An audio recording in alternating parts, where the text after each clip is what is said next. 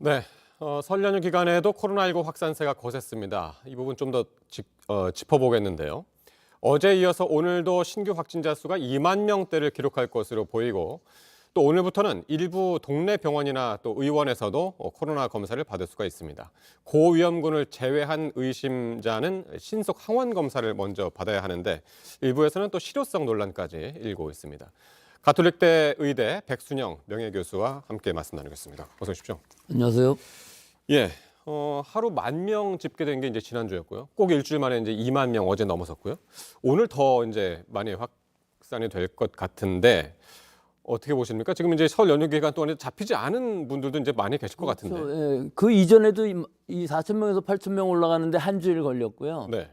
2주일 정도에 4배가 늘어났다는 얘기는 매주일 2배씩 올라갔다는 더블링 타임이 한 주일이라는 얘기가 되는 것이고 예. 오늘도 아마 최대치가 나올 것으로 보입니다. 네. 지금 연휴 기간이기 때문에 진단검사 수가 줄어서 거의 주말이랑 비슷한데 지금 이 오미크론 확산의 경우에 있어서는 주말 효과라는 것이 없이 계속 지속적으로 증가하고 있거든요. 예. 하지만 해외 사례에 비해서 남아공이나 유럽이나 미국에 비해서 이 파고는 사실은 좀 늦습니다. 우리는 12월 1일 날 첫 확진이 된 이후에 지금 한 2달 정도 되지 않았습니까?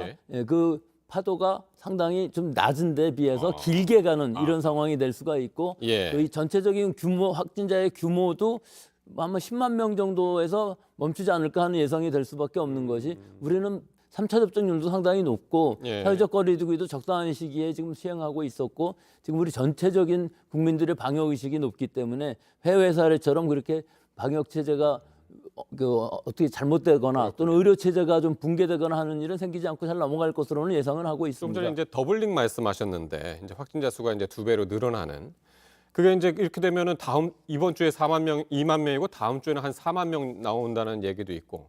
그렇기는 한데 예. 그 부분에 있어서는 사실은 우리가 이 우세종이 되는데 한 8주 정도 걸렸고 지금 네. 뭐 지배종이 된 상태이거든요.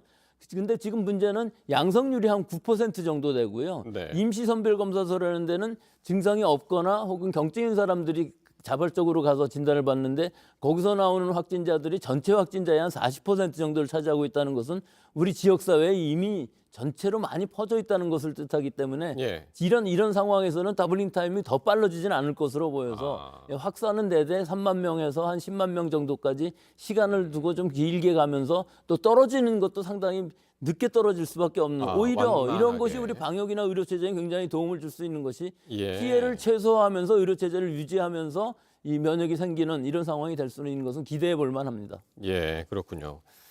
근데 이렇게 오미크론의 특성이 그거지 않습니까? 이제 많은 분들이 알고 계신데 이제 전파력은 높고 하지만 치명률이라든가 중증화율 이런 것들은 좀 낮기 때문에 지금 일상회복지원위원회의 공동위원장으로 계시죠. 최재천 이화여대 석좌 교수는 어떻게 말씀하셨냐면은 오미크론이 반갑다. 전파력이 강해진다는 건 유행이 끝나간다는 걸 의미한다.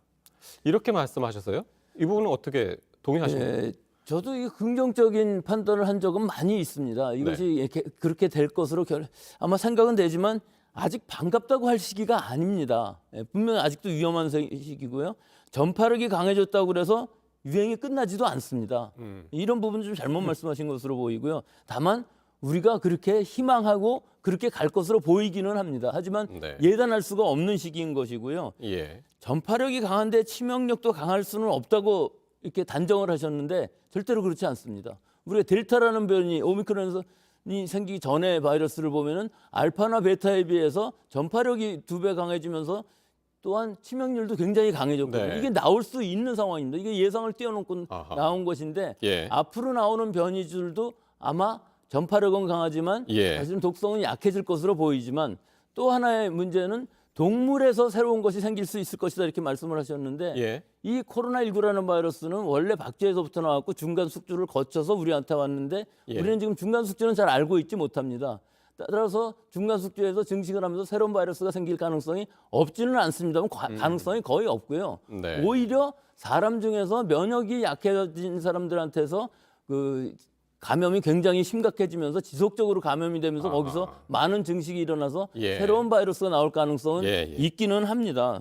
그래서 이제 WHO에서도 이제 지금까지 백신을 많이 맞지 않은 나라들의 백신을 많이 공급하고 사람들한테 맞추는 게 더 중요하다. 이제 그렇게 이제 또 얘기를 하기도 했는데, 자, 요거는 이제 좀 더 다른 얘기인데요. 오늘부터 이제 검사, 진단 검사하고 치료 시스템이 이제 바뀌지 않습니까? 고위험군 위주로.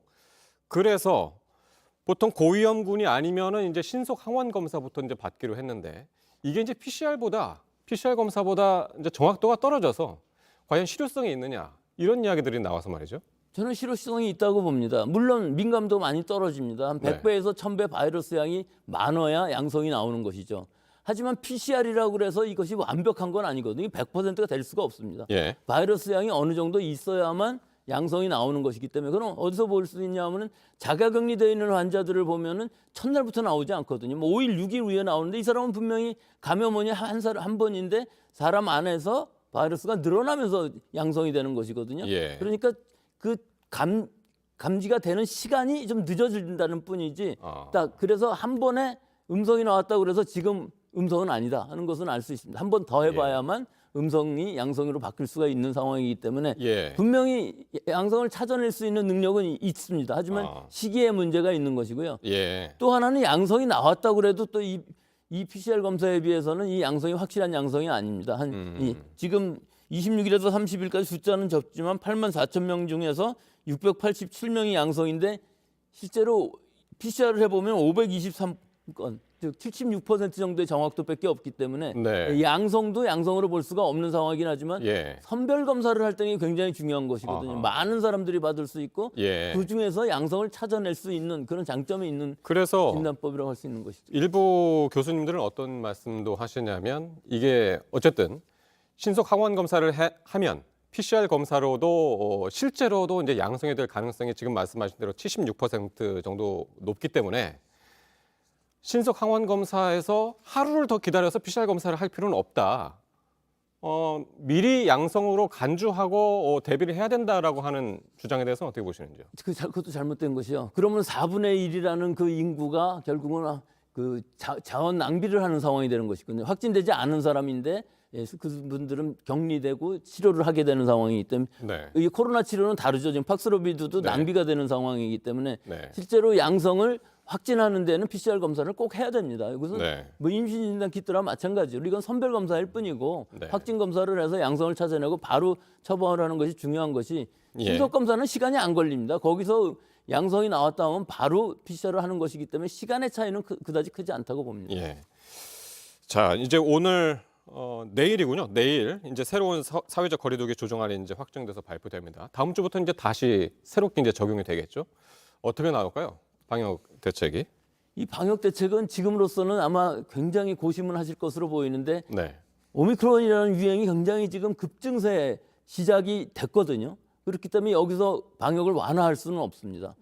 의료 체제의 문제는 아닙니다. 이것은 네. 전체적으로 우리 사회 기능이 마비될 수도 있는 상황이기 때문에 네. 일단 확산되는 것은 막아야 되는 시기에 맡기기 때문에 예. 약화시킬 수는 없고 또 강화시킬 시기도 아닌 것으로 보여서 그대로 유지하면서 어느 정도 이 시점이 되면은 피크가 꺾이는 시기가 분명히 있을 것이고 이건 그다지 네. 오래 걸릴 것 같지는 않습니다. 예. 그러면은 의료 체제가 안정된다면은 그때에는 서서히 완화시킬 가능성이 충분히 있기 때문에 그렇게 예. 뭐 많은 시간이 걸릴 것으로 보이지는 않지만 이번에는 완화는 어렵고 또한 강화도 하지 않을 것으로 보입니다. 예. 많은 분들이 궁금해하실 것 같았어요. 일단은 뭐 6명 밤 9시 이 부분은 그대로 갈 것으로 예, 현재 같다라는- 방역 체제는 유지할 것으로 보입니다. 알겠습니다. 예. 백순영 가톨릭대 의대 명예교수와 말씀 나눴습니다. 고맙습니다.